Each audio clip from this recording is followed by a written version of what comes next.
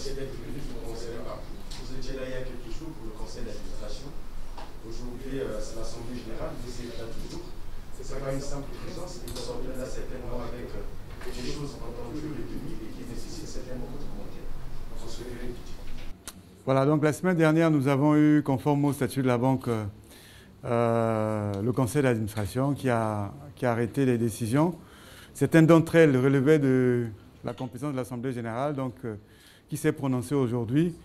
On avait en gros un point principal, c'est l'approbation des états financiers de la banque, mais on a fait aussi un overview de toute la situation générale de la banque. Sur les états financiers, nous notons avec satisfaction le fait que la banque a fait de brillants résultats. En dépit de la situation de crise, en fait, la banque est bénéficiaire de l'ordre de 13 milliards quand même. Si on prend le résultat net qui est dans le résultat courant et l'augmentation des fonds propres, enfin du report à nouveau, donc environ 13 milliards, ce qui est exceptionnel. C'est presque le même niveau que les années fastes. Et donc nous remercions le gouvernement de la banque, donc le président et le vice-président, ainsi que l'ensemble des salariés pour ce travail. Vous savez que notre continent, et comme le monde entier, a vécu une année 2020 extrêmement difficile avec la crise sanitaire d'abord, qui est devenue une grande crise économique avec les mesures de riposte qui ont quasiment fermé les pays les uns vis-à-vis des autres et même des mouvements de population à l'intérieur de pays. Cela a eu des conséquences importantes sur nos activités, mais la présidence de la banque a fait les efforts nécessaires d'anticipation, de réorientation de la stratégie et de management qui ont fait que les résultats ont été préservés. Au contraire, il y a eu beaucoup de choses positives, notamment dans la mobilisation des financements.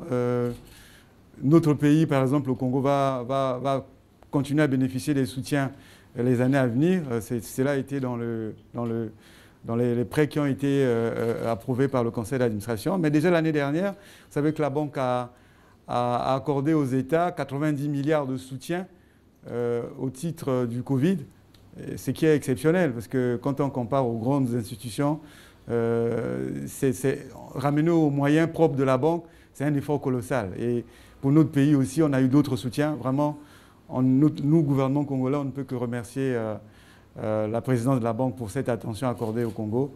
Nous allons continuer à travailler main dans la main pour que nos engagements soient respectés vis-à-vis de la banque et que le pays qui accueille en fait la banque soit celui vraiment qui est exemplaire. C'est ça l'instruction que nous avons reçue du président de la République, son Excellence Denis Sassou Nguesso, et du Premier ministre Anatole Koliné Makosso. Je représente donc le ministre Andeli qui est empêché. Voilà, ils m'ont chargé de le réaffirmer au président de la banque que tous les efforts nécessaires que le Congo pourra faire seront faits. Et la collaboration doit continuer parce que le président a une ambition énorme pour ce pays, notamment dans son programme de la marche vers le développement, avec des investissements énormes. Donc nous comptons aussi sur la banque. Voilà. La banque compte mobiliser environ 100 milliards sur les deux années à venir pour le Congo. Donc nous travaillons sur ça pour que ça se concrétise les jours, les semaines, les mois et les années à venir. Voilà, merci ce que je voulais dire au titre du ministère des Finances que je représente. Monsieur le Président, comme Monsieur le ministre vient de l'évoquer. Bon, merci. Comment expliquer les bénéfices? Peut-être ça, c'est une illustration dans le sens que on peut faire mieux en Afrique centrale. Ce n'est pas parce que ça tourne mal ailleurs que ça doit tourner mal en Afrique centrale. Donc nous devons être fiers de que nous sommes capables de mieux faire alors qu'ailleurs les gens sont en train de subir des situations plus difficiles. Et à quoi va servir les bénéfices? Bon, la mission de la banque, c'est le financement du développement. Et c'est effectivement à cela que les ressources de la banque servent, pour financer le développement de notre sous-région, pour appuyer les États dans le développement de leur pays, pour appuyer la sous-région dans leur intégration, pour appuyer les opérateurs économiques privés dans leurs projets d'investissement, afin que l'économie de l'Afrique centrale puisse booster afin que l'économie de l'Afrique centrale puisse se diversifier, afin que l'Afrique centrale puisse produire ce que lui-même il consomme et ne pas vivre des importations provenant des autres sous-régions. Donc voilà à quoi ça va servir, à quoi ça sert l'argent que la BDAC est mobilisée. La prochaine question est à M. Fondoc de la chaîne Afrique Média. Merci. J'aurais 3 questions, si vous permettez, à adresser ici au président de la BDAC. Je voudrais commencer déjà par les données, les chiffres qu'on a pu collecter durant la couverture de ces 2 événements. On se rend compte dans ces chiffres-là que vous avez atteint entre 2017 et 2020 551 milliards de francs CFA en termes d'opérations sous forme de prêts directs, de lignes de crédit, de prise de participation, etc. Cela représente 50% déjà de ce qui a été fait auparavant en plus de 39 ans. Et on allait bien se demander si vous allez vous arrêter un jour, ou alors quelle est la vision finalement que vous avez de cette banque, parce qu'au départ, les uns et les autres s'attendaient simplement à ce qu'elle soit au moins déjà rentable. Mais aujourd'hui, on est au-delà, on est dans des seuils de compétitivité qui, jusqu'ici, sont inédites dans la sous-région. Alors, votre vision concrètement, jusqu'où est-ce qu'elle va? Bon, merci. Et je crois que ce que nous faisons, nous n'avons pas une vision propre à nous. Nous traduisons la vision des pères fondateurs de la BDAC. Je crois que nos chefs d'État, en fondant cet instrument de développement, ils avaient vu gros. Ils voulaient que l'Afrique centrale aille beaucoup plus loin en matière de développement. Et lorsqu'on nous met à la tête de ces institutions, il nous revient alors de traduire dans la réalité cette vision qu'eux, ils avaient eue. Et c'est le travail que nous sommes en train de faire. Et effectivement, que la banque était dans des situations difficiles.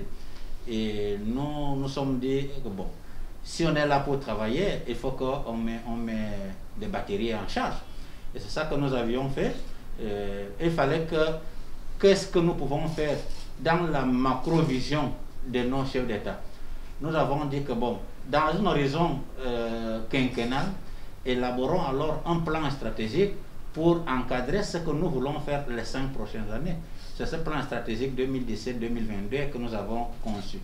Et c'est effectivement dans la mise en place de ce plan stratégique que nous sommes en train de faire tout ce que vous voyez là, et les résultats sont ce que vous êtes en train de dire. Deuxième question, Monsieur le Président. L'inclusion est une grande caractéristique justement de votre politique depuis que vous êtes arrivé à la tête de la banque, mais on a quand même quelques inquiétudes quand on sait que, quand on vous voit par exemple aller saisir les fonds nordiques, ces fonds scandinaves là, pour davantage renforcer justement les investissements de la BDAC, quelqu'un dirait quelque part, peut-être au détriment finalement de l'épargne de la sous-région, ou alors des capitaux propres de la sous-région, alors qu'on sait que vous redistribuez très bien en termes de bénéfices. Alors est-ce qu'on ne va pas quand même dire que vous êtes à voyager dans le monde, à solliciter tous ces fonds d'investissement, au final, vous laissez quand même, vous mettez de côté une opportunité qui aurait pu permettre, comme on l'a vu avec votre emprunt obligataire, pourquoi pas aux simples ressortissants de la sous-région d'être impliqués dans la banque et de pouvoir toucher aussi les dividendes? Pas du tout, nous faisons la part des choses. Et vous venez de le dire, nous avons lancé le premier emprunt obligataire en décembre de l'année dernière sur un programme de 300 milliards de francs CFA sur 3 ans. Et cette année, nous allons encore lancer un autre emprunt. Le problème, c'est que les perspectives de mobilisation sont déjà d'un côté limitées du fait qu'effectivement les organes, l'Assemblée générale nous a mis une limite, que c'est 300 milliards. Mais lorsque vous voyez les besoins de financement pour le développement de notre sous-région, simplement regardez les 11 projets intégrateurs qui tablent sur plus de 1700 milliards de francs CFA, et ça, c'est rien que le secteur public. Quand on voit la mobilisation du secteur privé maintenant autour de la BDAC, dont les demandes de financement augmentent de manière exponentielle, notre devoir, c'est de répondre à toutes ces demandes de financement. Notre devoir, c'est de faire en sorte qu'un bon projet, un projet bancable, un projet structurant, un projet qui peut contribuer au développement de l'Afrique centrale, ne soit pas resté dans le couloir parce que la BDAC n'a pas pu répondre favorablement à ces projets. C'est pour cela que nous croyons que nous devons en plus de ce que nous pouvons mobiliser dans la sous-région, aller au-delà. Parce que aussi, si vous voyez, pour financer le secteur comme l'agriculture et certains projets sociaux, normalement aujourd'hui on le finance à des taux qui sont des taux normaux, alors qu'il devrait avoir un financement beaucoup plus concessionnel. Or, c'est en allant ces parties du monde dont vous venez de faire la référence que nous pouvons trouver des ressources moins coûteux afin que nous puissions financer les économies à des coûts beaucoup plus bas. Et aussi, vous venez de le dire, l'ambition c'est quoi? C'est d'aller de l'avant et séparer. Dire, nous avons un guichet général, là où tous les projets peuvent entrer. Mais nous pouvons avoir un guichet spécial pour le projet de l'agriculture ou de l'agro-industrie. Nous pouvons avoir un guichet spécifique pour la santé ou des projets sociaux. Mais cela, on ne peut le faire que lorsqu'on dispose déjà de ressources adaptées. Donc voilà pourquoi nous continuons la recherche au-delà pour que l'Afrique centrale s'en bénéficie davantage. Pour sortir, M. le Président, une dernière question. Quand on analyse votre politique, on voit également que vous avez mis un accent depuis 2017 sur la transformation, le financement des projets qui sont liés, des projets dans la transformation, parce que cela apporte beaucoup plus d'inclusion à travers les emplois créés, etc. Mais on a vu, lors du conseil d'administration, parmi les projets validés, on signalait déjà 90 milliards de francs CFA consacrés aux projets qui sont liés au financement du système de santé de la sous-région. Et du coup, on se demande, est-ce que vous êtes éloigné finalement de la transformation, peut-être au profit de l'inclusion? Comment comprendre? Pas du tout. Vous parlez des projets de transformation. Si la personne humaine n'existe pas, qui va matérialiser la transformation? C'est pour cela que nous croyons que face à la pandémie de Covid-19, justement pour sauver les populations, afin qu'ils puissent continuer avec leurs actions en pro de développement, il faut qu'ils soient en bonne santé. C'est pour cela que la BDAC n'a pas attendu que la communauté internationale réagisse. Aussitôt que la pandémie était arrivée, nous avons donné en urgence des avances de 500 milliards par pays, 500 millions, je veux dire, pour qu'ils puissent rapidement répondre aux besoins immédiats, pour après demander leur plan de riposte contre le Covid-19, pour qu'on puisse déjà leur donner les ressources beaucoup plus consistantes, ça veut dire 15 milliards par pays. Effectivement, aujourd'hui, nous nous réjouissons que, comment dirais-je, les mauvais augures qu'on avait fait pour l'Afrique face à ce Covid-19 ne sont pas tenus. Et pour l'industrialisation, effectivement, ça continue à être notre cheval de bataille. Nous disons que nous avons tous les matières premières. Et nous produisons ces matières premières, on vend à d'autres pays occidentaux. Ils transforment ces matières premières et ils nous vendent les produits finis et on paye 100 fois plus cher. Aujourd'hui, si nous-mêmes nous pouvons transformer nos matières premières ici, on va créer des emplois, on va pouvoir les exporter avec une valeur ajoutée, on va diminuer les importations, c'est-à-dire on pourra alors conserver plus de devises dans nos avoirs extérieurs, etc. Et c'est ça que nous croyons. Nous croyons qu'il faut rompre, il ne faut pas continuer à dire que nous ne sommes que le pourvoyeur des matières premières. Il faut que dans une Afrique qui a déjà un marché commercial commun, il faut que l'Afrique centrale ne soit pas un acheteur éternel. Il faut que nous ayons aussi quelque chose à offrir aux autres. Et on ne peut le faire qu'en transformant aussi nos matières premières, qu'en appuyant l'industrialisation, la petite et moyenne industrie de notre sous-région.